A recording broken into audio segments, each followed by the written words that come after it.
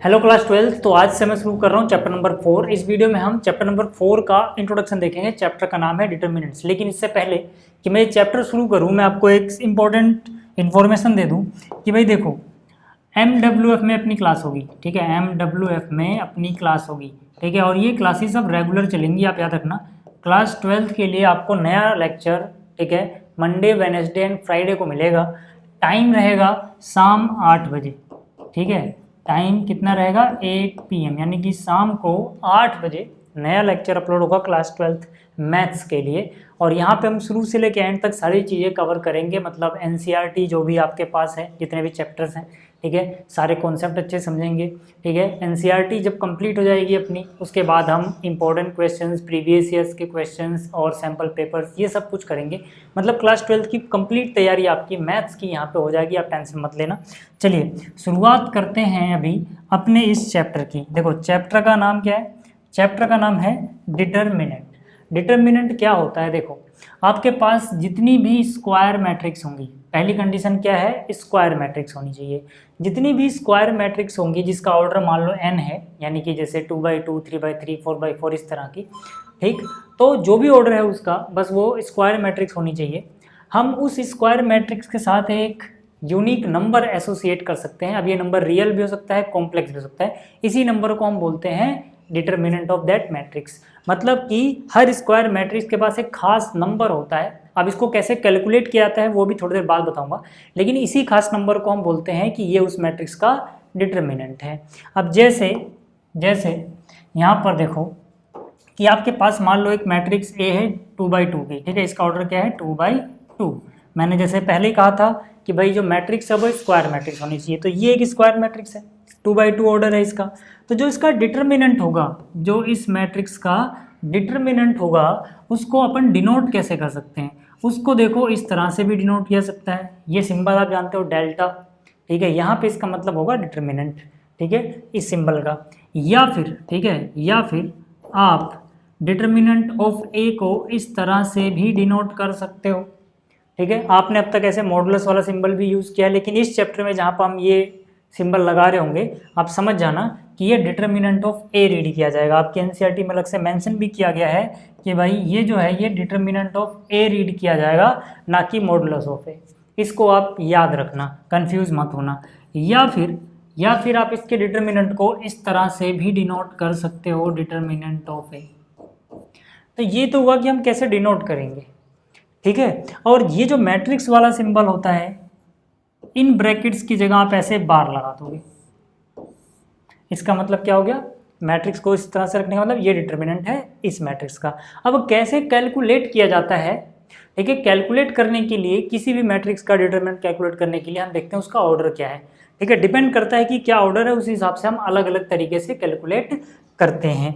जैसे, ठीक है, जैसे अगर मैं बताऊं, पहले बात करें अपन, डिटर्मिनेंट क्या होगा किसी मैट्रिक्स का जिसका ऑर्डर 1 है, ठीक है। तो याद रहे आपको, अगर किसी मैट्रिक्स का ऑर्डर 1 है ना, जैसे कि मान लो अपने पास कोई मैट्रिक्स A है और इसके पास एक ही एलिमेंट आता है। ऑर्डर 1 होने का मतलब क्या है? 1/1, ठीक है ना। स्क्वायर मैट्रिक्स में एक रो हो, एक कॉलम हो। मान लो इसके पास एक ही एलिमेंट है ये, तो आपको दिख रहा होगा कि ये जो है ये 1/1 यानी एक ऑर्डर की स्क्वायर मैट्रिक्स है।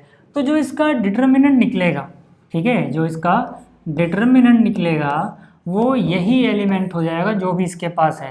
यानी कि इसका डिटर्मिनेंट कितना हो जाएगा? इसका डिटर्मिनेंट हो जाएगा 5। समझ में आ गया? यानी कि अपने पास अगर ऑर्डर 1 की कोई मैट्रिक्स है तो उसका वही एलिमेंट उसका डिटर्मिनेंट हो जाता है। इतनी बात समझ में आई। अब मान लो कि अगर ऑर्डर 2 है, यानी 2/2 की 2 रोज हैं, 2 कॉलम्स हैं, ऐसी मैट्रिक्स है आपके पास और उसका डिटर्मिनेंट निकालना है, ठीक है। जैसे कि फॉर एग्जांपल यहाँ पे आप देखोगे, ठीक है, इसका कलर चेंज कर लेता हूँ मैं। यहाँ पे आप देखोगे जो मैट्रिक्स A है, ठीक है, इसमें 2 रोज हैं, ये रही पहली रो, ये रही दूसरी रो, और 2 ही कॉलम्स हैं। तो ये 2/2 की मैट्रिक्स है। अब इसका अगर आपको डिटर्मिनेंट निकालना है तो आपको क्या करना है? ये जो ये A11 है इसको मल्टीप्लाई करो A22 से, ठीक है। यानी कि हम यहाँ लिखेंगे A11 इंटू A22 और माइनस कर दो, ठीक है, क्या कर दो? माइनस कर दो A12 A21 का जो प्रोडक्ट आएगा, समझ में आई बात। तो ये तरीका है 2/2 की जो मैट्रिक्स है उसका डिटर्मिनेंट निकालने का। अब अगर आपको इतना समझ में आया तो यहाँ पर देखो कुछ क्वेश्चंस दिए गए हैं आपके एनसीईआरटी में, एग्जांपल 1 और 2, 2/2 ऑर्डर है, दोनों में डिटर्मिनेंट निकालना है।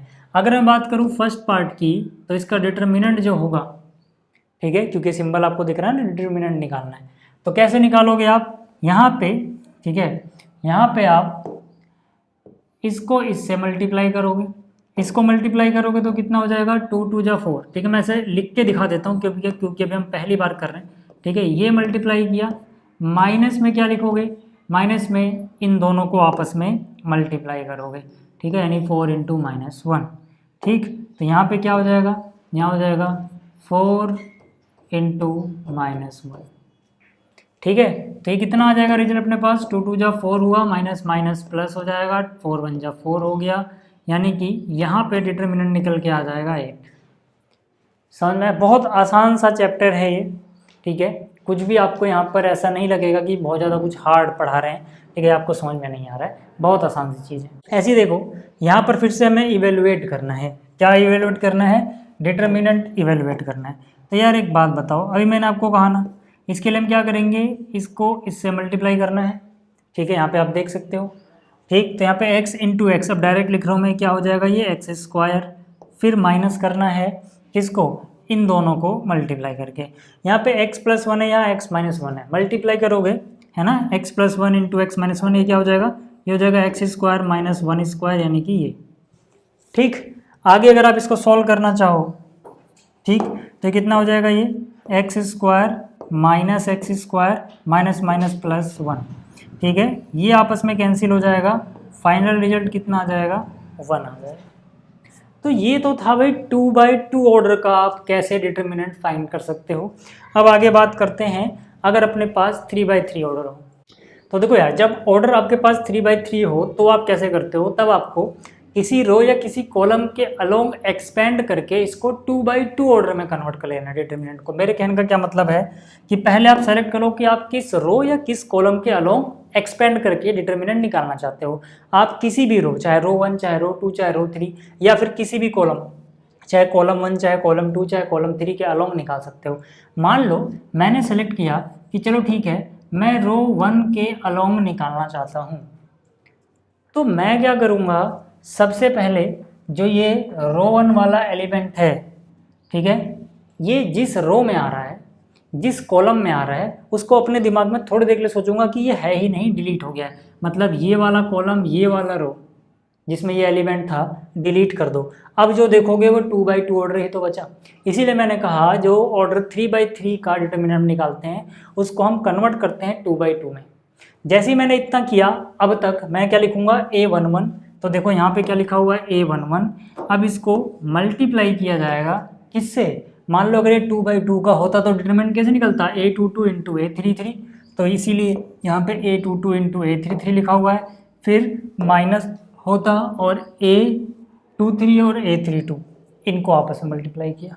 कहने का क्या मतलब है कि मैंने यहाँ पे A11 लिखा था और जो बच गया ये 2/2 ऑर्डर है ना, A22, फिर A23 और फिर A32 और फिर A33, ये लिख दिया और ऐसे मल्टीप्लाई किया, ऐसे मल्टीप्लाई किया, माइनस के लिए ये चीज़ आ गई। समझ रहे हो। फिर मैं अगला एलिमेंट इस रो का, क्योंकि मैंने रो 1 सेलेक्ट की है, ठीक है, अगला एलिमेंट सेलेक्ट करूँगा 1 2, ठीक है, यानी कि यहाँ पर मैं A12, अच्छा माइनस आ रहा है प्लस आ रहा है, अभी इसको ध्यान मत दो, अभी मैं बताऊँगा इसका नियम। पहले आप ये देखो, A12 मैंने सेलेक्ट किया, ठीक, ये जिस भी रो में आ रहा है, जिस भी कॉलम में आ रहा है उसको डिलीट कर दिया, जो बच गया, ठीक है, वो क्या है 2/2 का, मान लो सिर्फ A21, A23, A31, A33 यही होता, तो ये 2/2 ही तो है। तो इसको कैसे निकालोगे, A21 इंटू में A33, तो A21 इंटू में A33, ठीक है, और फिर इन दोनों का आपस में माइनस कर दो, ठीक है, 3 1 और 2 3 का। मतलब असल तो मैंने क्या किया, यहाँ पे माइनस लिखा, माइनस क्यों लिखा है अभी बताऊंगा, पहले अभी माइनस पे ध्यान मत दो। और फिर ये समझ लो 2 में कन्वर्ट कर लेना, A21 यहाँ पे लिखा होगा, A23 यहाँ पे लिखा होगा, A31 यहाँ पे लिखा होगा, A33 यहाँ पे लिखा होगा, ऐसे ही अगला फिर A13। समझ में आ रही बात। तो मतलब क्या किया है, यहाँ पे एक बार A1 को सिलेक्ट किया, एक बार A2 को सिलेक्ट किया, फिर एक बार A3 को सेलेक्ट किया। जब A3 को सेलेक्ट करोगे ये और ये डिलीट हो जाएगा, ठीक है। यहाँ पे A21 और इन दोनों का मल्टीप्लाई करोगे, यानी जब A13 सेलेक्ट करोगे तो A21 A32, ठीक है, माइनस यहाँ पे क्या बच गया A31 A22, ठीक है। अच्छा, अब कब यहाँ पे बाहर हम प्लस लगाते हैं, मतलब क्या है, मतलब आपको ध्यान देना है जिस रो के अलोंग, ठीक है, जिस रो के अलोंग आप एक्सपेंड कर रहे हो उसके एलिमेंट्स को यहाँ पे बाहर लिखते हो ब्रैकेट के, ठीक है। मतलब देखो आपने A11 जो इसका पहला एलिमेंट है, दूसरा क्या है A12 तो आपने बाहर लिखा है A12, फिर तीसरा क्या A13 आपने यहाँ पे लिखा A13। अब देखोगे तो इसमें से सिर्फ A12 के आगे ही माइनस आया है। क्यों आया है, याद रखना, जिसको भी आप सेलेक्ट कर रहे हो, ठीक है ना, जिसके अलोंग आपको एक्सपेंड करना है, उसके उन एलिमेंट्स के आगे आप माइनस लगाओगे जहाँ पर इनके I और J का सम जो है वो एक ऑड नंबर है। मतलब अगर आप इस एलिमेंट को कंपेयर करोगे I J से, तो आपको क्या करना है, आपको इसके I और J पे फोकस करना है। ये जो I J है, अगर I प्लस J करके एक ऑड नंबर आया तो आपको माइनस का साइन लगाना है, इवन आया तो प्लस का साइन लगाना है, ठीक है। अगर ये इवन आया तो प्लस का साइन लगाना है, ठीक है। अब अगर हम देखें तो 1 और 1 1 1 करके 2 आता है, तो ये इवन था इसलिए प्लस आया। यहाँ पे देखें 1 और 2 3 होता है, 3 एक ऑड नंबर है इसलिए माइनस आया, ठीक है। और यहाँ पे 1 और 3 4 होता है, 4 एक इवन नंबर है इसलिए प्लस आया। ऐसा क्यों होता है, क्योंकि असलियत में हम -1 की पावर I प्लस J से मल्टीप्लाई कर रहे होते हैं, है ना, इनको।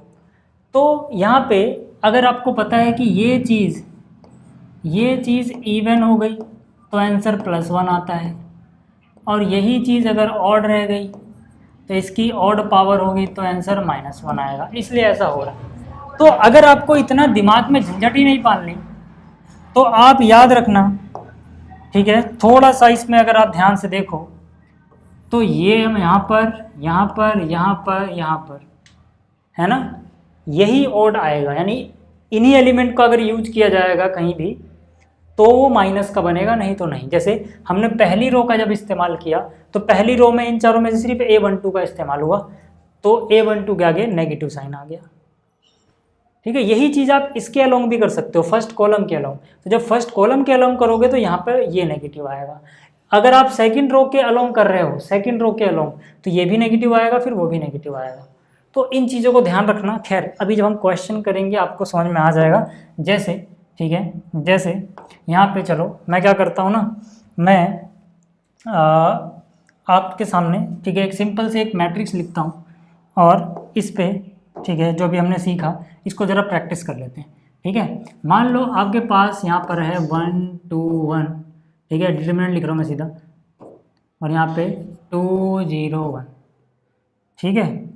अब इसका मुझे डिटरमिनेंट निकालना है, तो मैंने क्या कहा, किसी के भी अलोंग आप एक्सपेंड कर लो, आपकी इच्छा भैया, ठीक है। मान लो मैं R1 के अलोंग एक्सपेंड करता हूँ, एक्सपेंड किसके अलोंग कर रहा हूँ, R1 के अलोंग, ठीक है। तो जब मैं R1 के अलोंग एक्सपेंड करूँगा तो मैं क्या करूँगा भाई, ये क्या है, मेरे को पहले पता है कि ये और यही आएंगे तो नेगेटिव होगा। अब R1 में ये तीनों तो नहीं आ रहे ना, वही आ रहा है, बस उसके आगे नेगेटिव लगाना, ठीक है। तो यहाँ मैंने लिखा 1। अब जैसे ही मैं 1 लिखूँगा, ठीक है, जैसे ही मैं 1 लिखूँगा ये वाला, मैं क्या करूँगा, ठीक है, इस 1 को देखते हुए मैं कहूँगा भाई ये वाली कॉलम और ये वाली रो डिलीट करो। क्या बच गया, 1 × 1, यहाँ पे लिखूँगा 1 बन जाए ना। आपको ऐसे बार बार ये बना के नहीं दिखाना है, इसमें टाइम लग जाएगा। ऐसा बनाने लग जाओगे ना 2/2 का जो मैंने बना के दिखाया था, वो नहीं बनाना है, उसमें टाइम लगेगा। आप डायरेक्ट करो, ठीक है। ऐसे 1 1 जा कितना हुआ 1 माइनस 1 × 0 कितना हुआ 0 हो गया, ठीक है। और आगे बढ़ो, ठीक है। जैसे ही आपने इतना कर लिया, ठीक, अब आपको क्या करना है, एक बार मैं डिलीट कर लूँ, ठीक है। अब आपको क्या करना है, अब आपको इसका दूसरा एलिमेंट ये सेलेक्ट करना है।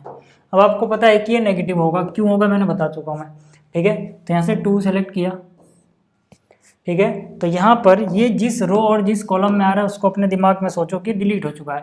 तो ये इस कॉलम में आता है एलिमेंट और इस रो में आता है, तो जो बचा वो क्या हो जाएगा 2 इंटू में 1 कितना हो जाएगा 2 माइनस 2 इंटू में 1 कितना हो जाएगा 2। यहाँ तक बात क्लियर हो गई।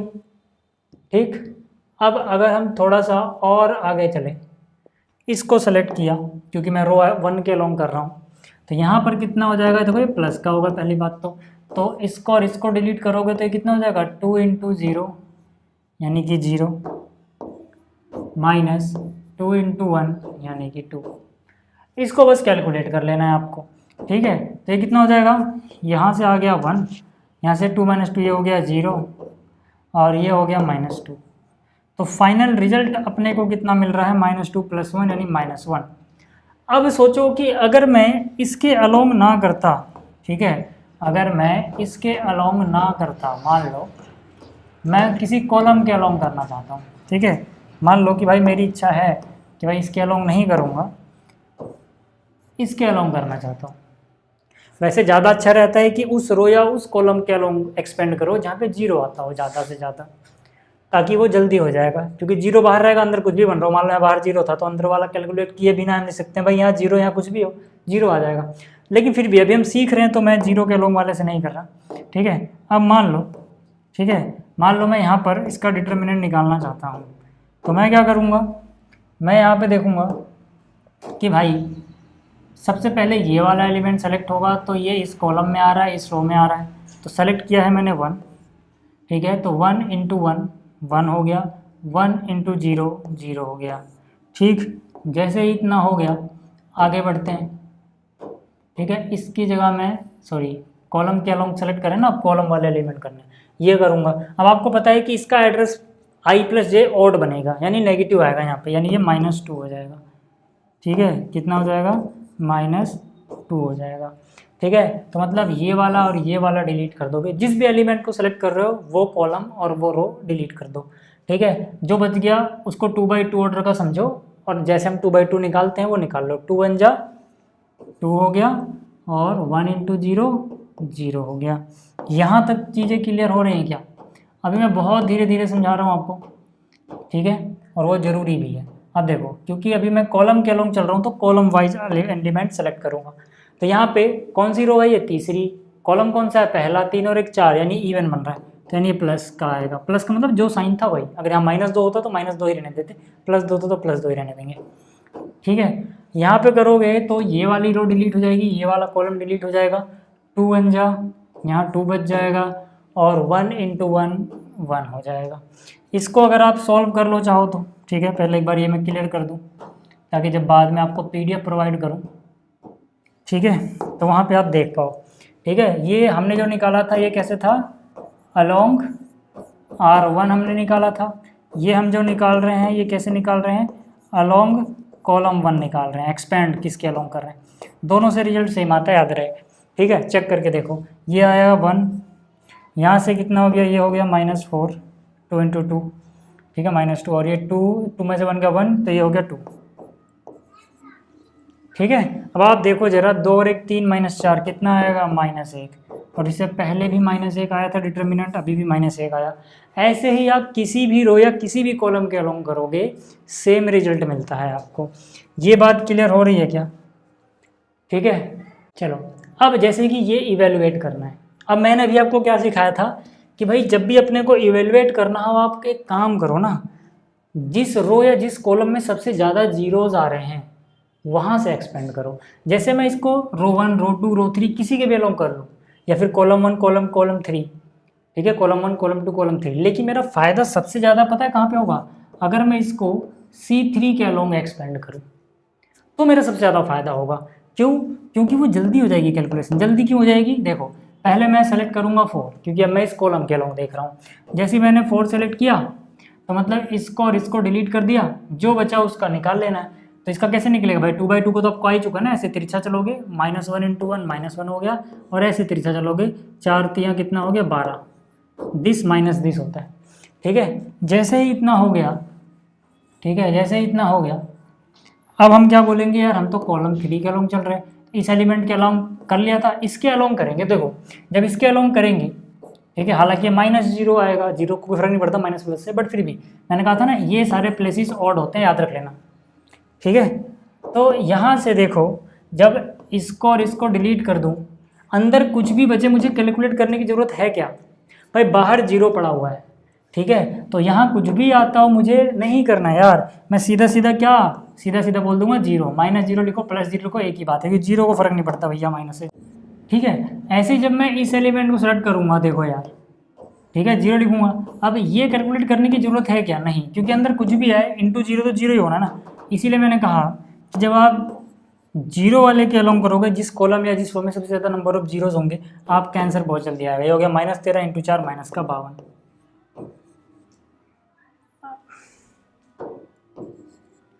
ठीक है, ये समझ में आ गया होगा, उम्मीद कर रहा हूँ आपको।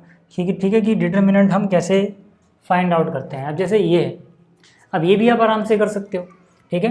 यहाँ पे किसी के भी अलोंग कर लो। ज़्यादातर आदत रहती है हमारी कि जब हमें सब कुछ एक जैसा दिखे तो रो वन के अलोंग ही ज़्यादातर लोगों की आदत होती है, तो उसके अलोंग करूँ मैं, तो जो इसका डिटर्मिनेंट होगा वो कितना, देखो पहला तो जीरो हो गया ना। अब इसको ढकोगे, ये कुछ भी बन रहा हो कल करने की जरूरत ही नहीं है यार, वो तो जीरो ही आना है, भूल जाओ।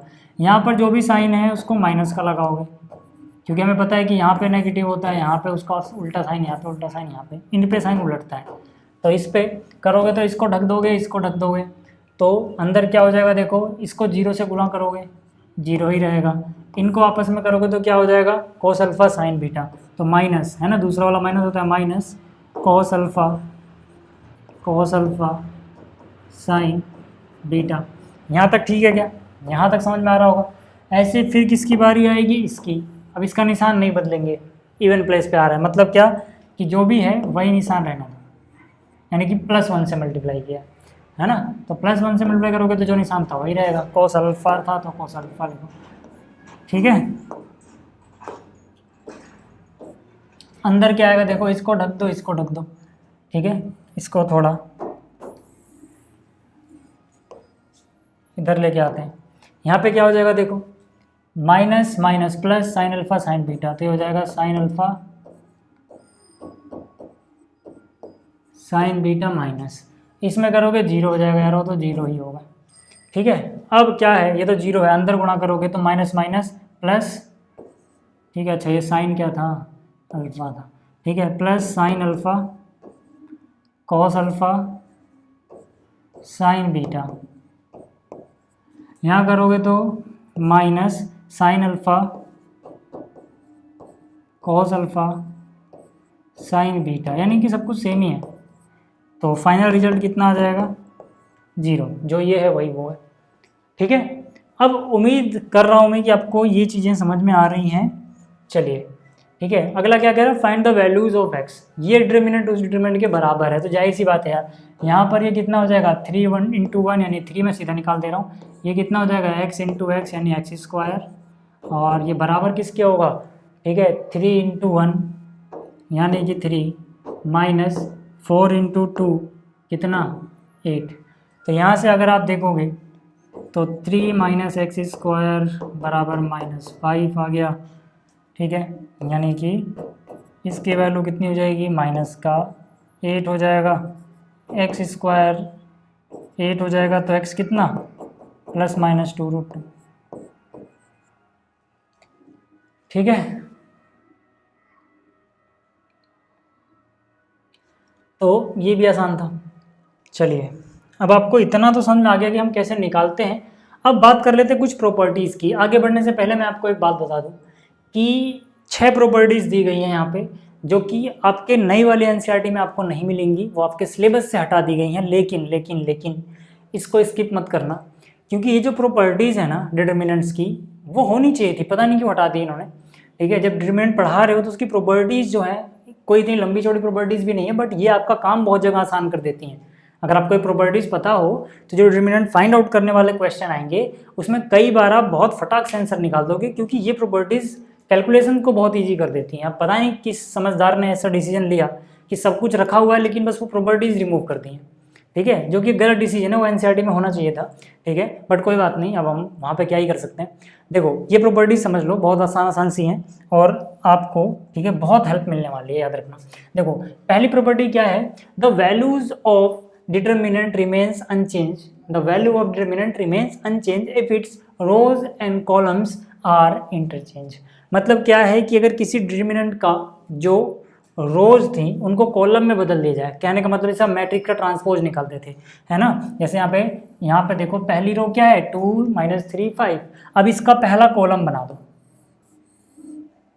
यानी कि पहली देखो इंटरचेंज करने का मतलब है ith रो इंटरचेंज होगी ith कॉलम में। ऐसा नहीं है कि पहली रो दूसरे कॉलम को बना रहे हो, नहीं, मतलब जो पहली रो थी उसको इंटरचेंज करके आपको पहला ही कॉलम बनाना है, इसको याद रखना, ठीक है। ऐसी देखो जो दूसरी रो थी 6 0 4, इससे दूसरा कॉलम बनाया हुआ है यहाँ पे, है ना। मतलब जो दूसरी रो है इसको इंटरचेंज कर रहे हो दूसरे कॉलम में।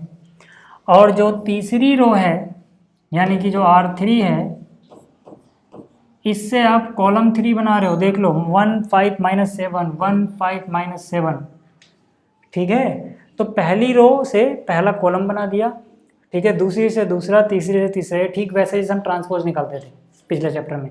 तो जो डिटर्मिनेंट इसका आएगा वही इसका आएगा, दोनों में कोई फर्क नहीं आएगा। यानी अगर इसके डिटर्मिनेंट को आप डेल्टा बोल रहे हो, इसको डेल्टा 1 बोल रहे हो, तो यहाँ पर ये बराबर होगा। चाहे तो आप निकाल के देख लेना, मैं निकाल के नहीं दिखा रहा, उतना आप कर सकते हो अगर आपको डाउट है तो, बट ये प्रॉपर्टी आपको पता होनी चाहिए, ठीक है, कि अगर रोज को कॉलम में चेंज कर दिया जाए, या फिर आप यूं कह लो किसी मैट्रिक्स का डिटर्मिनेंट और उसके ट्रांसपोज का डिटर्मिनेंट दोनों सेम आता है।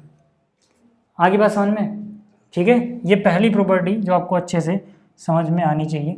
दूसरी प्रॉपर्टी क्या कहती है, ठीक है, अभी यहाँ से कॉलम्स हटा दो, नहीं तो आपके दिमाग में डाउट करेगा, ये अलग अलग केसेस के लिए, बीच में और है।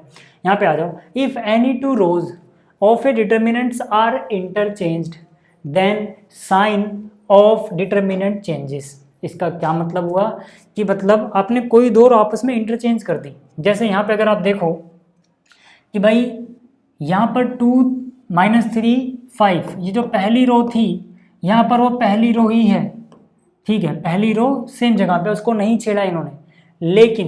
लेकिन जो दूसरी रो थी वो यहाँ पर तीसरी रो बना दी है। ध्यान से देखो, यानी कि यहाँ पर जो रो 2 थी, ठीक है, और वहाँ पर जो रो 3 है वो आपस में इंटरचेंज हो गए, मतलब ये वाली रो उधर चली गई, ठीक है, और जो रो 3 थी यहाँ पे इससे इसकी रो 2 बना दी गई। तो आप देखोगे तो इन्होंने क्या किया है, रो 3 को रो 2 की जगह लिख दिया, रो 2 को रो 3 की जगह लिख दिया। इन्होंने कोई दो रोज आपस में इंटरचेंज कर दी हैं।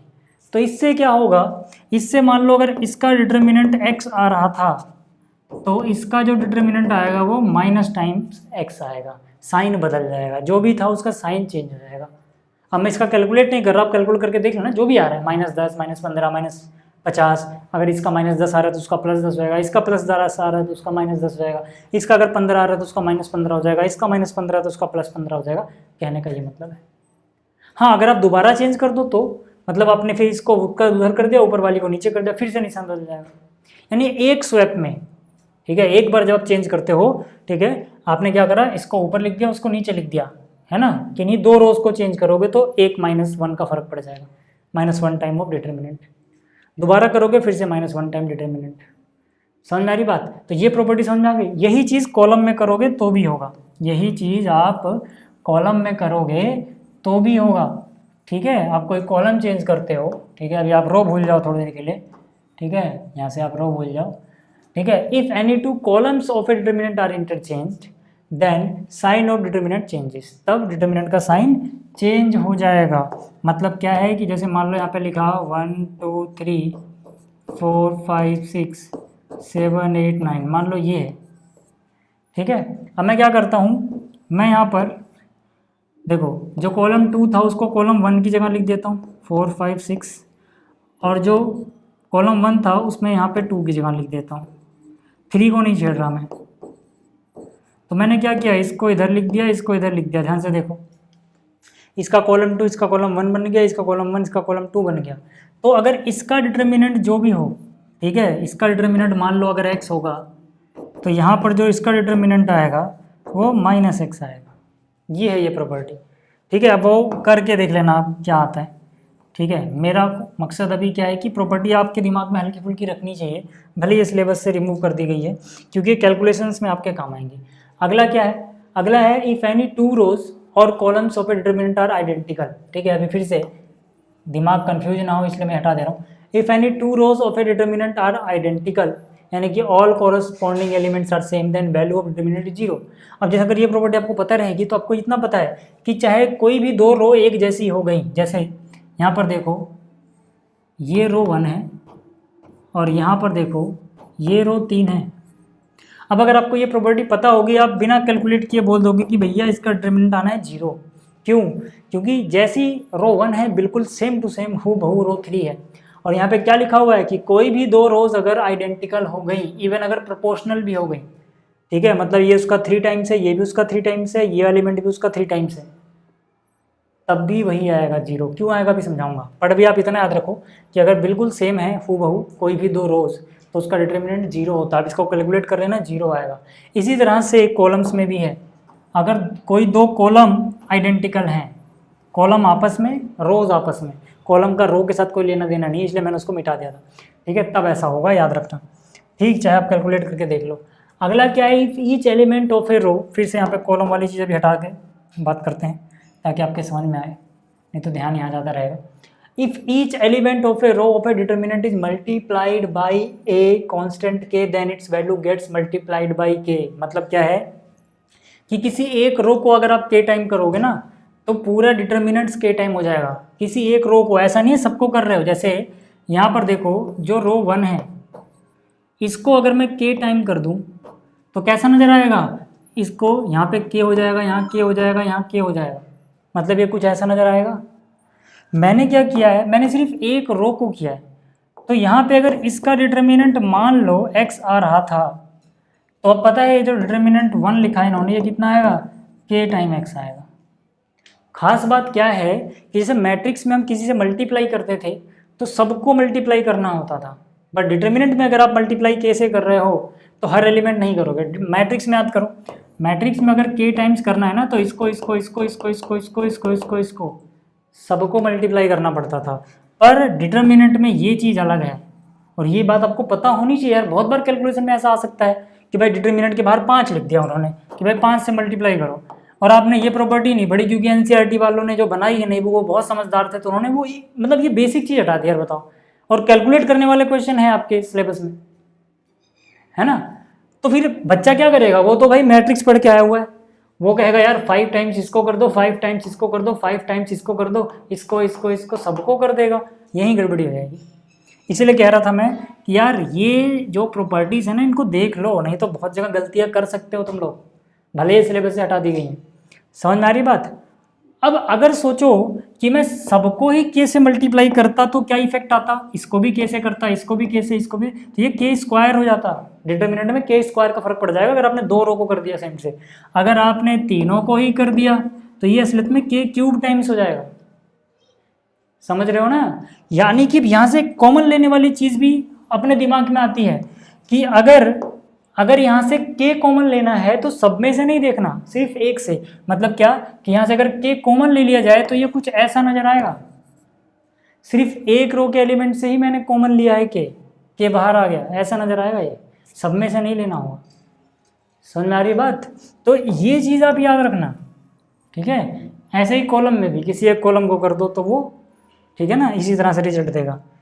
चलो अब प्रॉपर्टी 5 देख लो। प्रॉपर्टी 5 जो इतना लंबा चौड़ा लिखा हुआ है ना, ठीक है, क्या लिखा हुआ है, इफ सम और all element of a row और column of a determinant are expressed as sum of 2 और more terms, then determinant can be express as sum of 2 और मोर डिटरमिनेंट्स। कहने का मतलब क्या है, जैसे मान लो ये रो है, इसका कोई एक एलिमेंट या सारे एलिमेंट अगर ऐसे सम ऑफ 2 एलिमेंट्स में लिख दिए गए हैं तो इनको अलग अलग डिटरमिनेंट में आप तोड़ सकते हो। मतलब क्या कि आपने ये पहला एक में लिख दिया, देखो, ठीक है, ये दूसरा,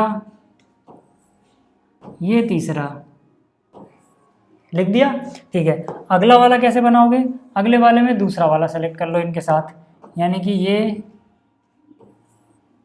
फिर ये, फिर ये।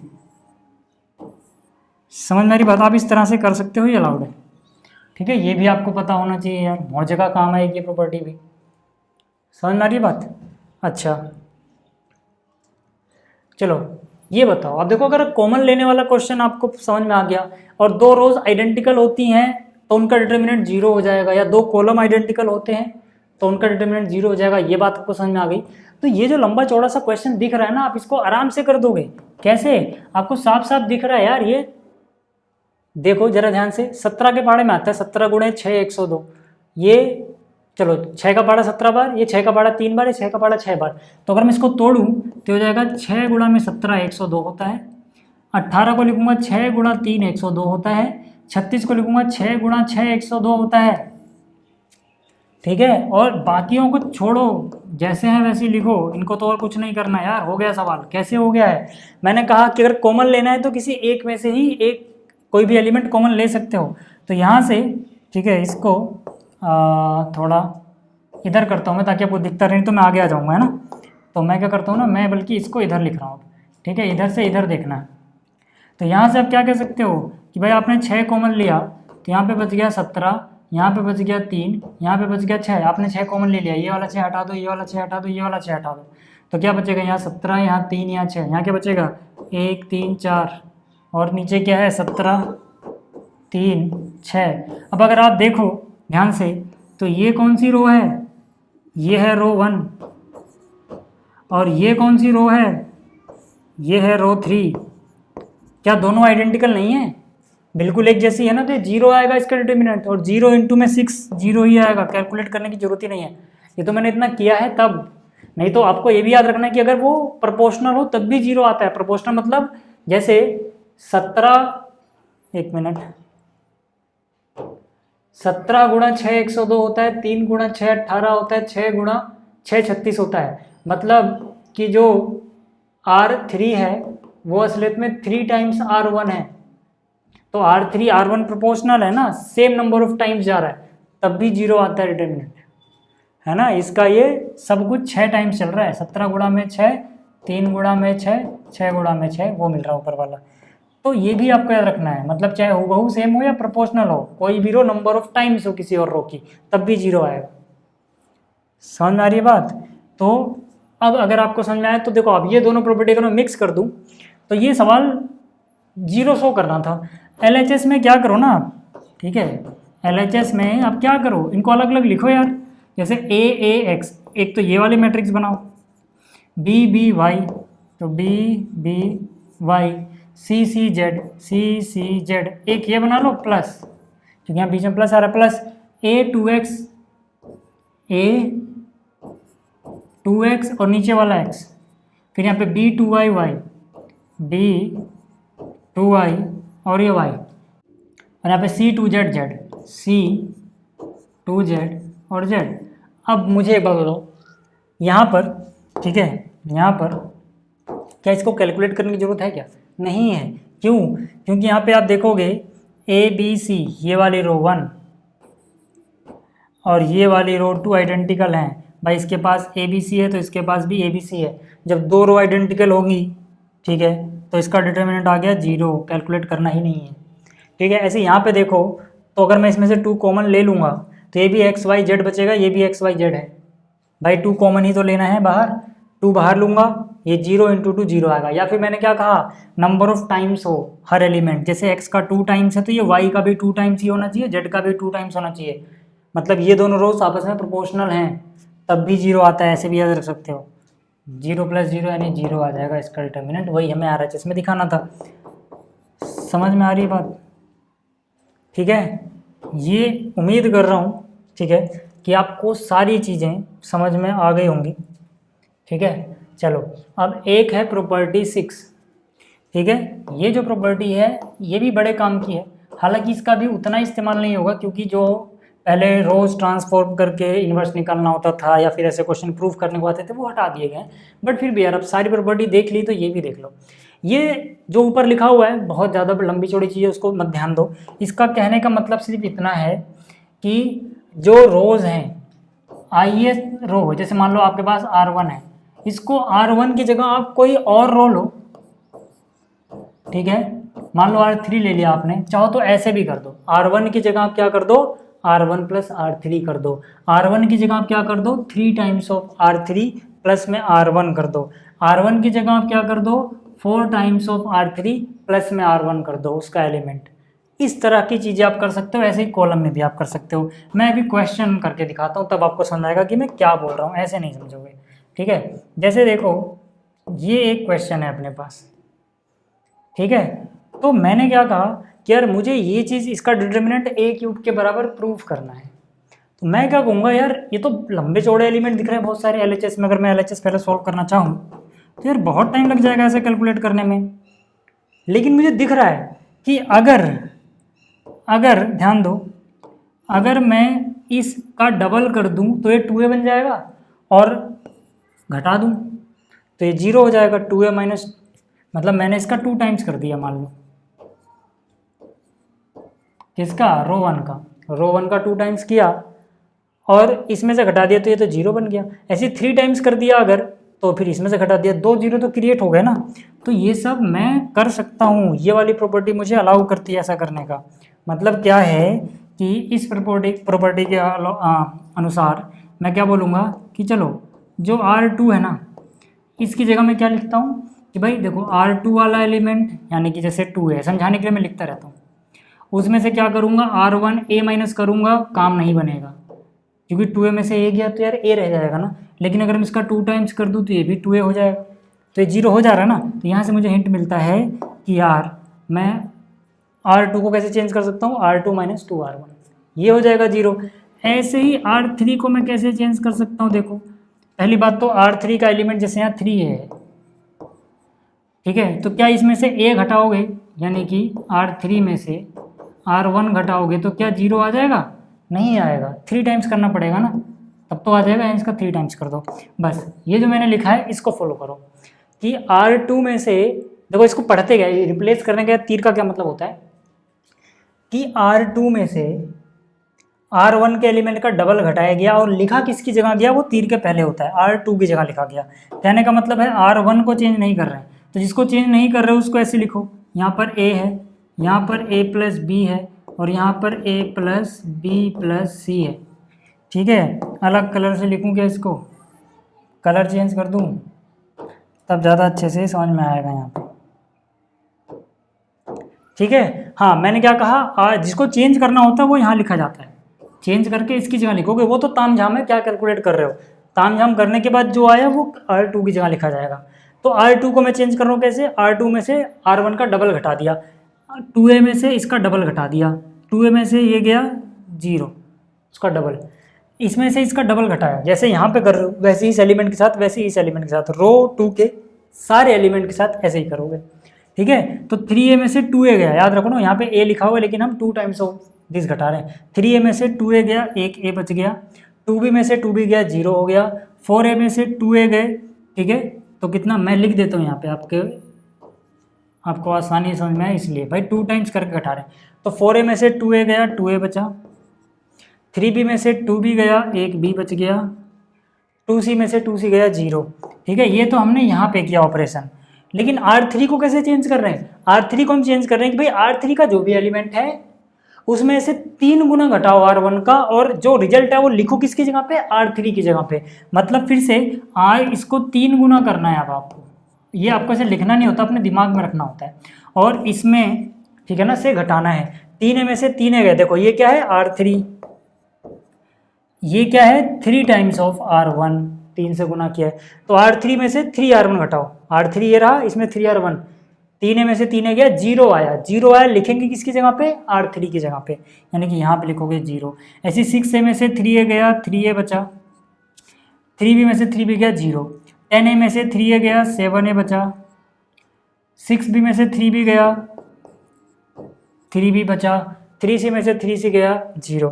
समझ में आ गया। अब जैसे ही मैंने इतना कर लिया, अब देखो ना यार, अब एक और काम कर सकते हो आप, चाहो तो यहीं पे एक्सपेंड कर दो, थोड़ी कैलकुलेशन तो कम हो गई ना। अब इसके अलोंग अगर मैं एक्सपेंड करूं तो भाई 2 तो 0 ही हो गया, यानी कि बस एक वाला एलिमेंट को मुझे कैलकुलेट करना है, वो a³ आ जाएगा, आराम से हो जाएगा। नहीं तो एक और काम कर लो ना, देखो इसके बाद अब यहाँ जगह नहीं बची तो मैं नया पेज ले लूँ क्या, ठीक है। इसके बाद जरा देखो, अब अगर आप R3 को रिप्लेस करो, ठीक है, क्या करो, R3 में से R2 हटाओ, कितने गुना, 2 गुना, R3 में से 2 गुना R2 घटा दो, ठीक, तो मैंने क्या किया, मैंने कहा R3 को रिप्लेस कर रहे हैं कैसे, R3 में से 2 गुना R1, तो क्या आएगा। पहली बात तो देखो, जिसको रिप्लेस कर रहे हो वो यहाँ होता है, यानी R3 को रिप्लेस कर रहे हो, इसको छोड़ के R1 R2 को हाथ नहीं लगाना है।